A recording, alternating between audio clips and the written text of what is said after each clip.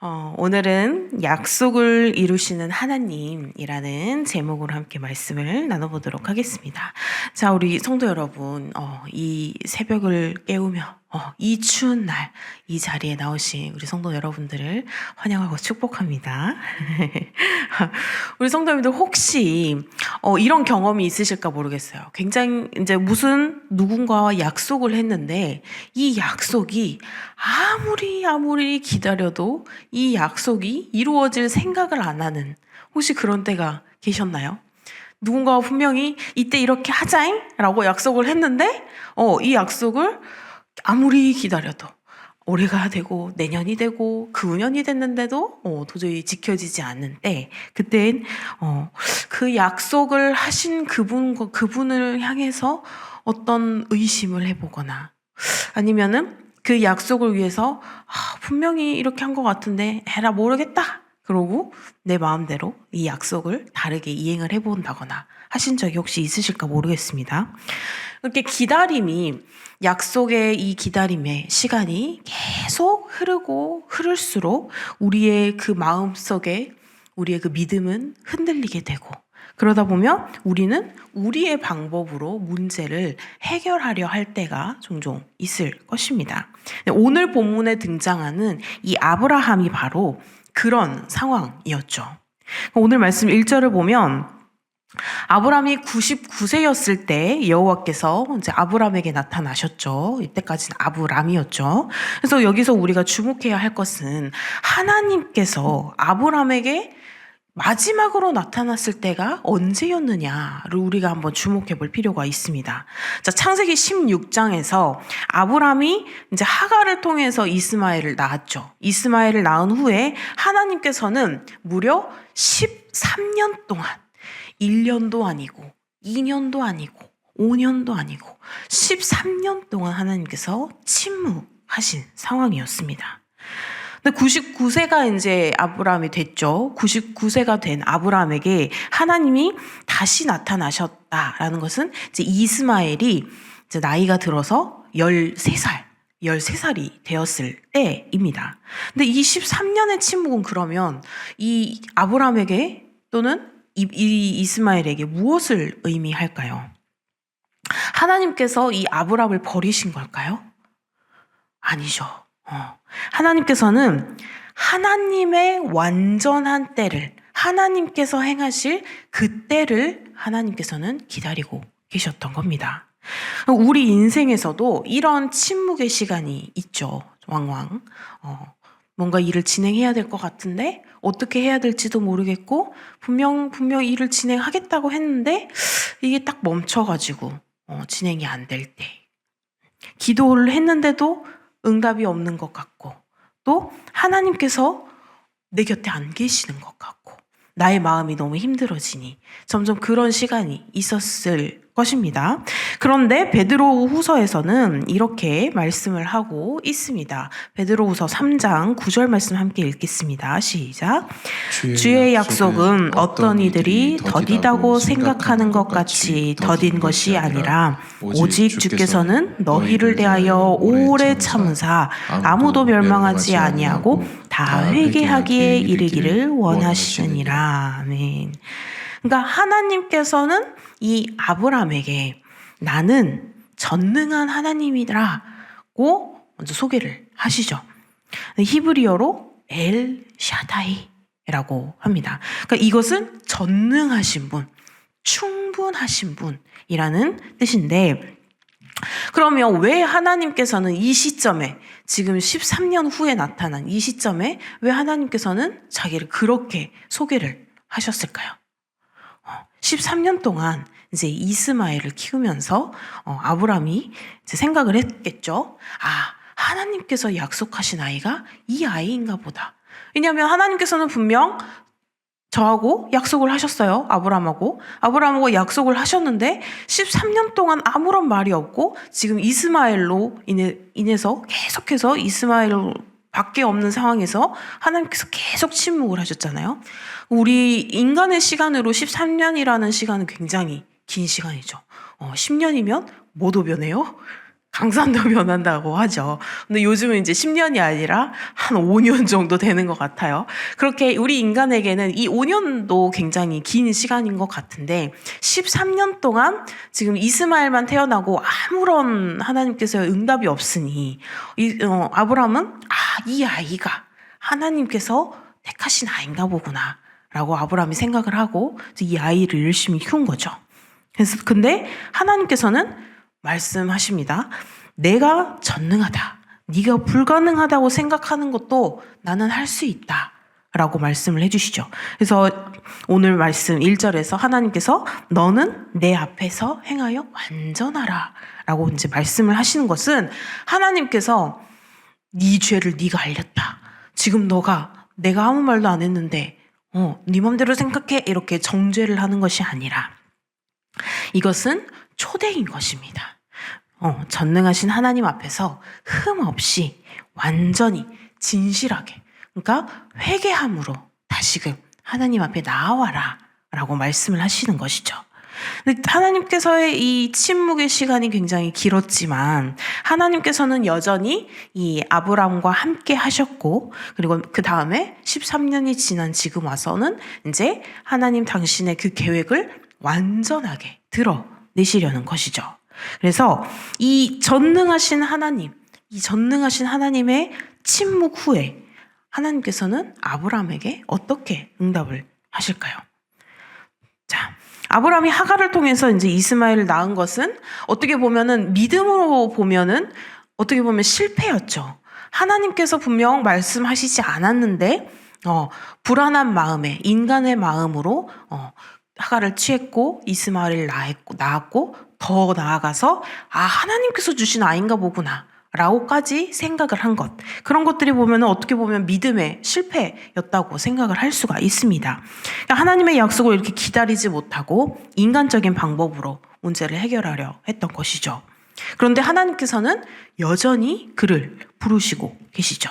오늘 말씀 2절입니다. 함께 읽겠습니다. 내가 내 언약을 나와 너 사이에 두어 너를 크게 번성하게 하리라 하시니 하나님께서 이렇게 언약을 해주신 거죠. 약속을 해주시고 하나님의 언약은 우리의 행위에 달려있지 않다라는 것입니다.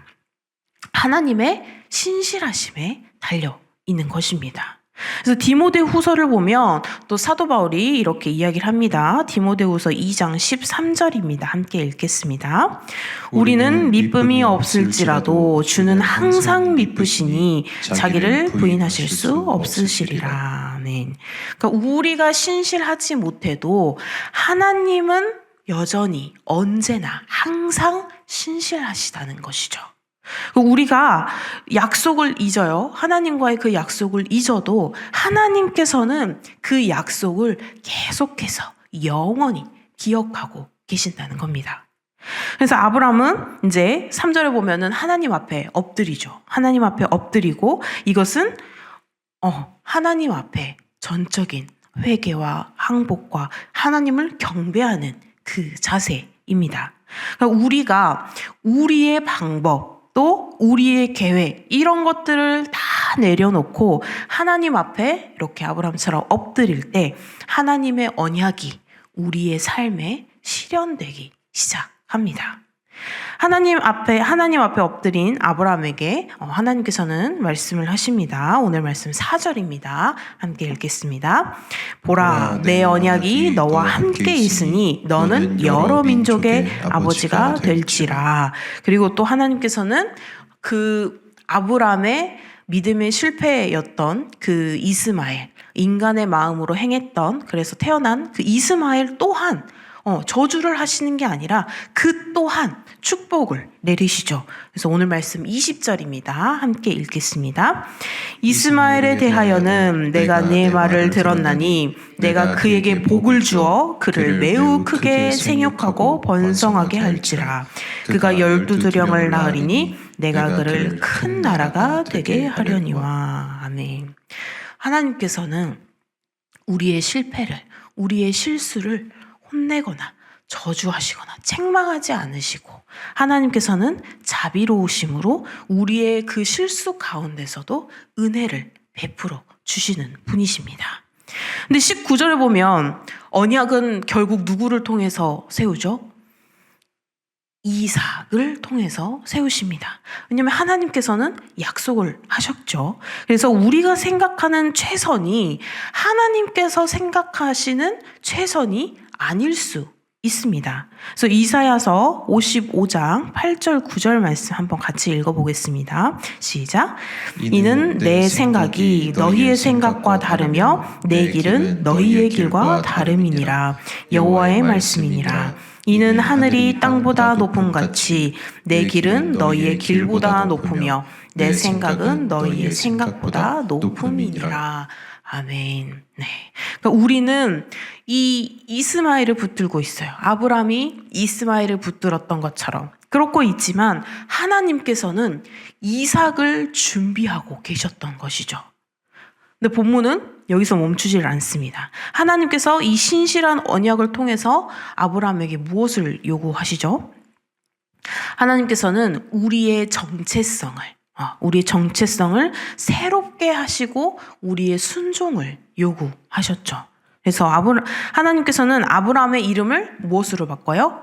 아브라함으로 바꾸죠. 자, 아브라함의 뜻은 높은 아버지라는 뜻입니다. 높은 아버지도 좋은 뜻이죠. 그런데 아브라함은 많은 민족의 아버지라는 뜻입니다.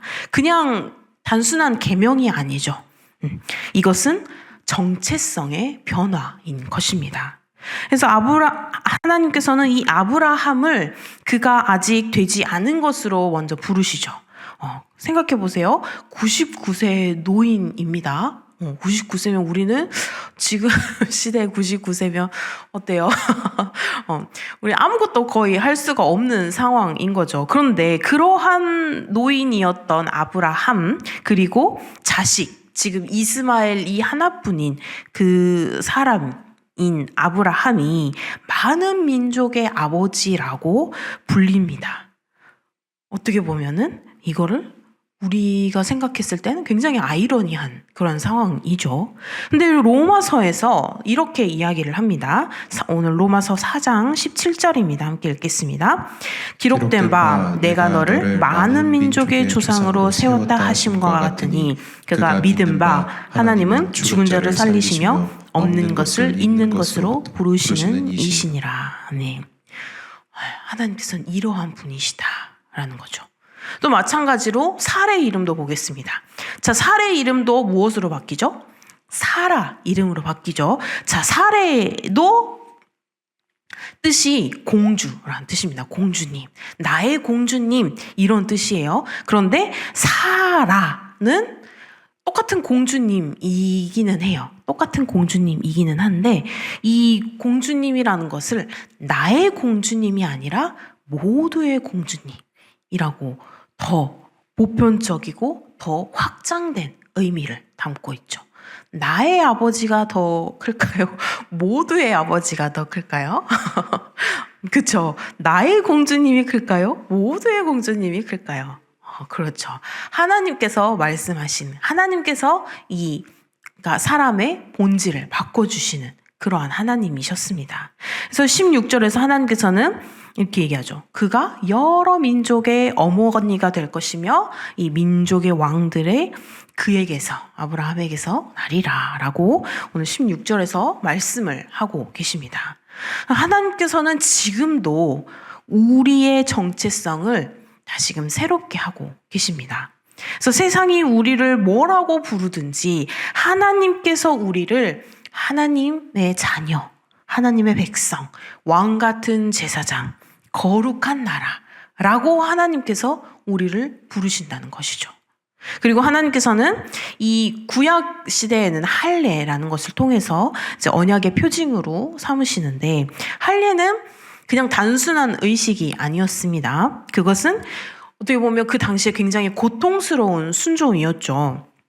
특히 이 나이가 많이 있었던 99세의 아브라함과 또 13살밖에 안 된 그 꼬맹이 이스마엘에게는 더욱더 또 그러했을 겁니다. 그러니까 구약 시대에서 할례는 그냥 육체 그냥 이렇게 잠시 새기는 게 아니라 언약의 표징으로서 이 할례를 행한 것이었죠. 근데 신약 시대에 사는 우리에게는 지금 할례를 혹시 하고 계십니까?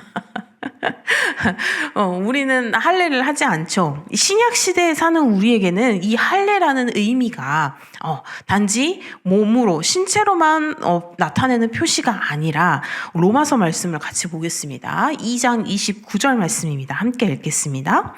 오직 이면적 유대인이며 할례는 마음에 할지니 영에 있고 율법 조문에 있지 아니한 것이라. 그 칭찬이 사람에게서가 아니요 다만 하나님에게서니라.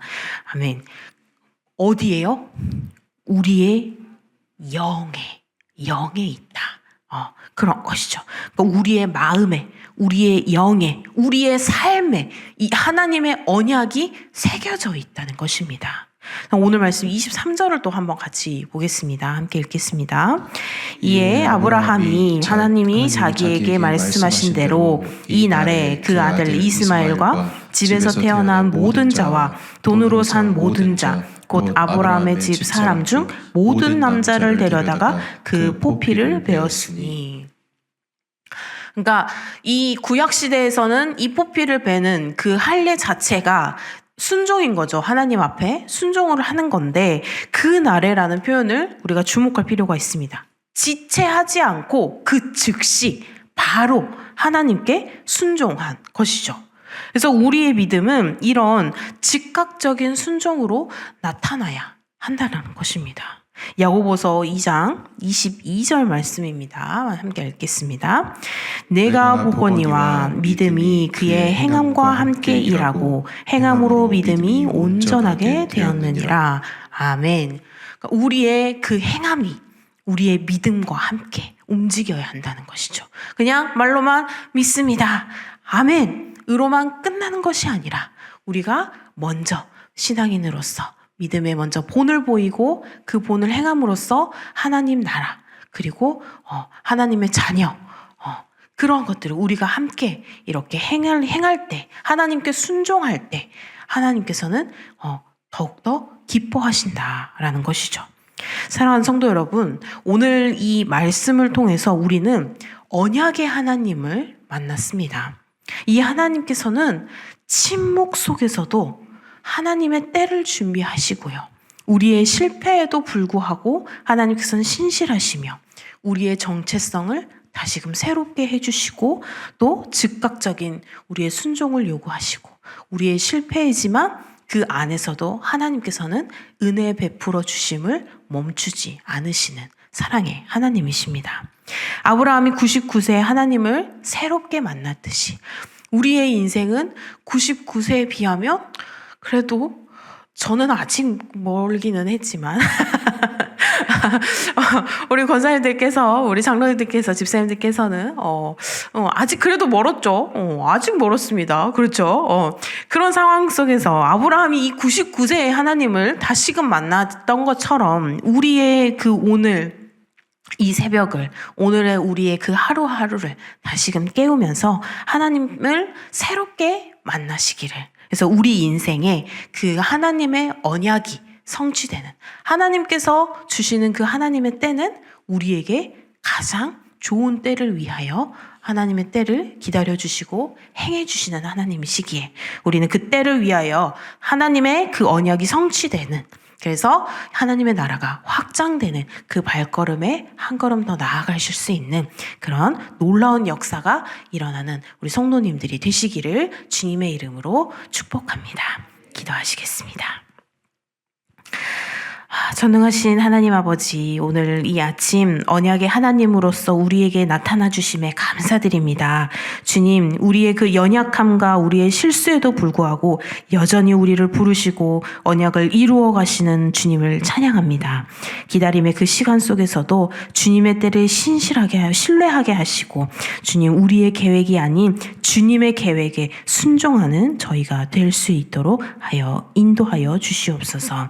오늘 하루도 주님 앞에 온전히 드리오니 언약의 백성답게 믿음의 본이 되는 삶을 살아가게 하여 주시옵소서. 감사드리며 예수님의 이름으로 기도드립니다. 아멘.